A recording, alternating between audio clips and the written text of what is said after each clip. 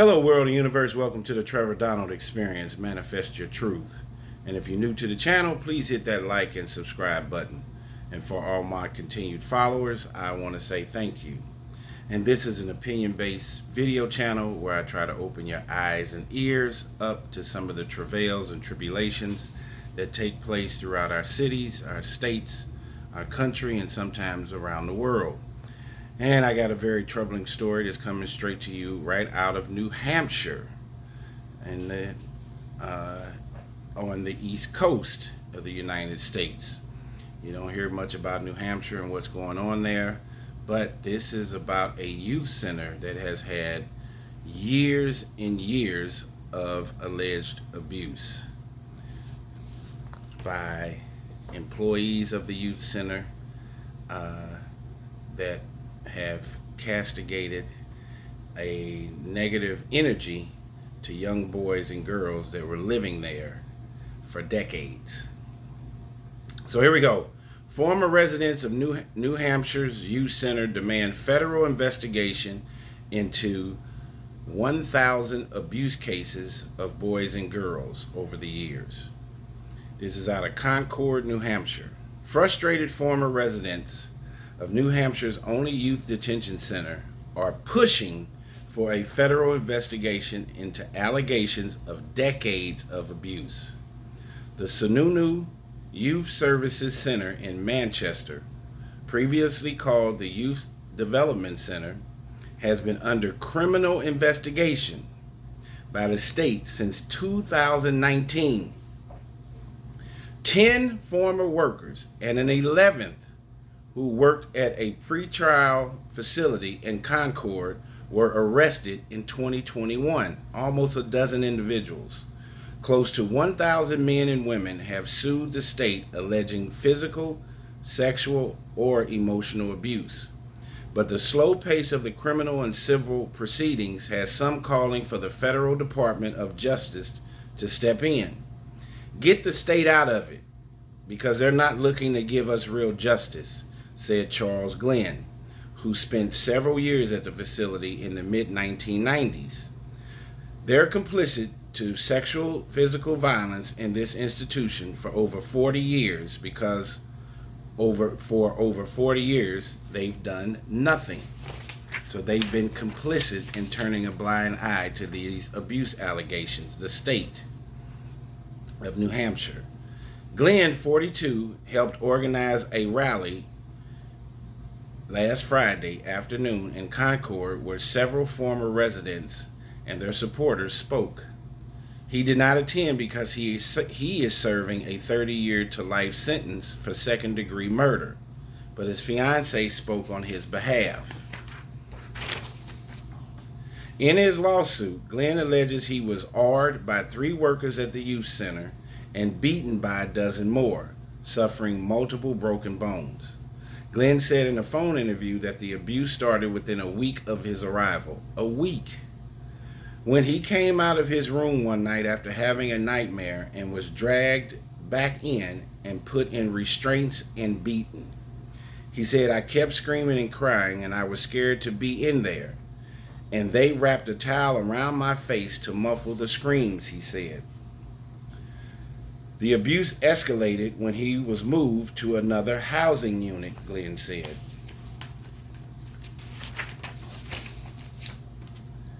We were combative verbally, and they wanted to demasculate us and humiliate us and do something that would break us, he said.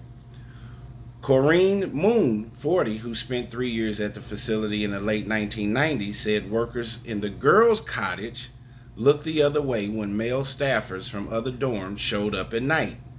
They were just as sick as the men who would come in and are us.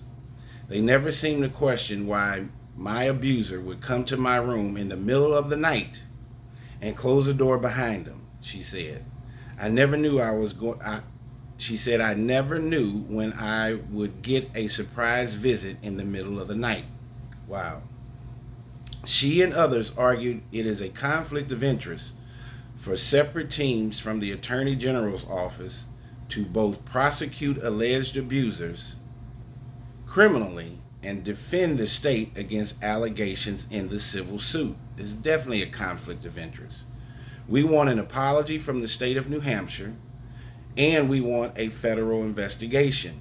Michael Gilpatrick, who spent several years at the facility in the 1990s, said in an interview also, "We don't want them to continue belittling us."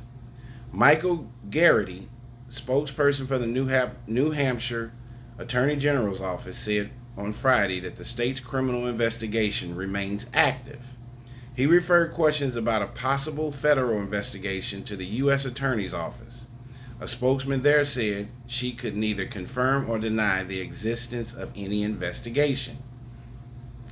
In similar cases elsewhere, the U.S. Department of Justice reached a settlement in 2022 with the South Carolina Department of Juvenile Justice after finding state officials were violating the rights of incarcerated youth by failing to protect them from fights, forcing them to spend days or weeks in isolation for minor offenses, and failing to provide mental health treatment when they threaten to harm or kill themselves. In 2021, a federal investigation said isolation practices and the lack of mental health services at a Connecticut facility were seriously harming children. The Justice Department also is examining whether children in 5 Texas youth detention facilities have been protected from physical and SA abuse by other residents and subjected to excessive use of sedation drugs and isolation. The New Hampshire Youth Center, which once housed an upward of 1,000 children, but now typically serves fewer than a dozen, is named for Governor John H. Sununu, father of current Governor Chris Sununu. Lawmakers have approved closing the facility and replacing it with a much smaller operation, likely in a new location. What an incredible story. And my father, who, just for full disclosure, is a retired clinical psychologist and who has had a large contract with DFS, the Division of Family Services, here in the state of Missouri for over 40 years. He's retired now, but you have heard rumors and controversy over these youth juvenile centers for years, and the abuse, the physical abuse, the SA abuse, the non-treatment for mental illness, the degradation of how they've treated young people over the years. I've been hearing about this since the 70s and the 80s in many youth facilities throughout our countries. We have to get to a point where when we incarcerate individuals, especially young people and even adult prisoners, where we have to have some form of rehabilitation. We cannot take these troubled people, especially young folks, take them off the streets, lock them up, and then commence to abusing them and perpetuating even more heinous crimes against these young people than what was taking place out on the streets. When they come out, if they were involved in an abuse situation when they were free, and then they get incarcerated in these youth centers or in prison, and that the abuse gets exacerbated, how do you think these people are going to, what kind of person do you think they have created when they get out of these youth centers and or prison? They're going to be worse. These people, that prisoners and these individuals, these juveniles, learn how to be smarter and slicker thieves, and they learn and develop how to build up even more hatred before they went in there. They lose all connection with humanity, and they end up worse when they get out in the streets. That's why our recidivism rate is so high. This is a classic case where the system has failed these young people repeatedly, and then they get thrown back out in the streets with all of this mental and physical abuse. And what do you think the outcome is going to be? If these allegations are true, this youth center in New Hampshire needs to be closed, It is a complete hypocrisy and dichotomy that this place is named after a former governor when you're supposed to be here to help individuals and not hurt them. And now the ex-governor with this, who was this youth center was named after, and now the current governor is the son of the former governor. And this mindset of not caring about the underclass, people that need our help, and we turn a blind eye on these individuals from a societal standpoint, is just diabolical. And for the free citizens of the United States, when I put up these videos and we just turn our back on these situations that are taking place, this could be one of your children. This could be your niece, your nephew, your grandson, if it's not your son or your daughter.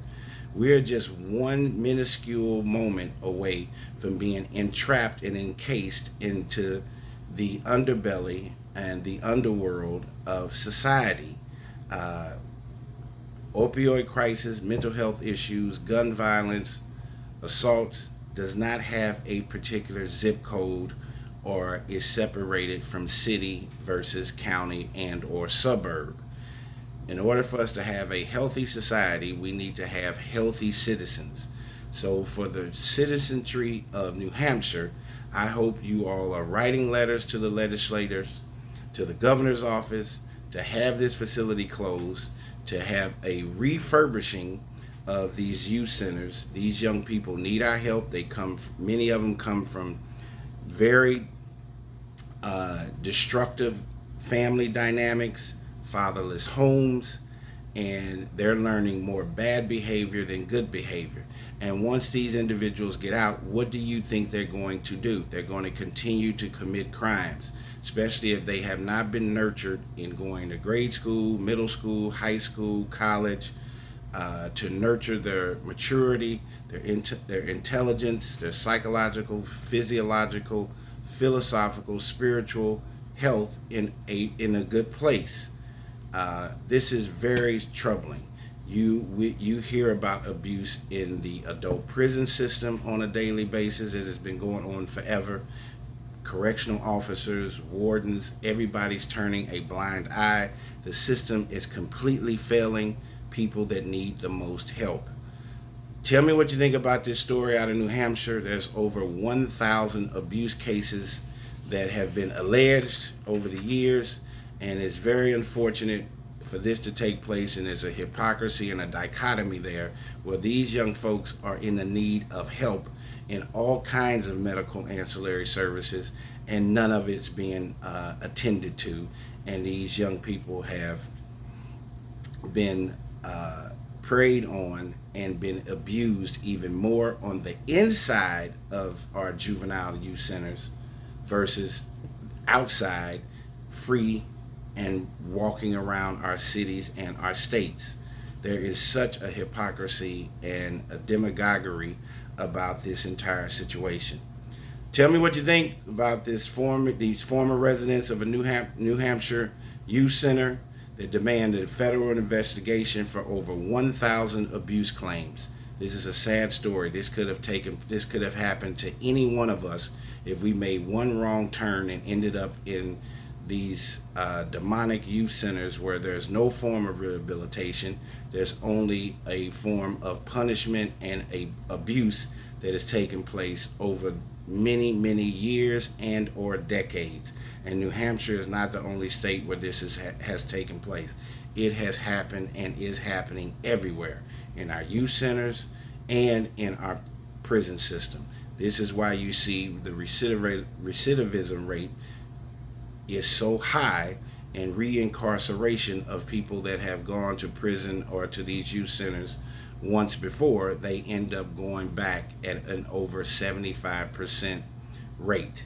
We need to change that dynamic. We need healthy citizens, and we need a healthy, positive public safety and a protected community throughout our country. We are headed in the wrong direction.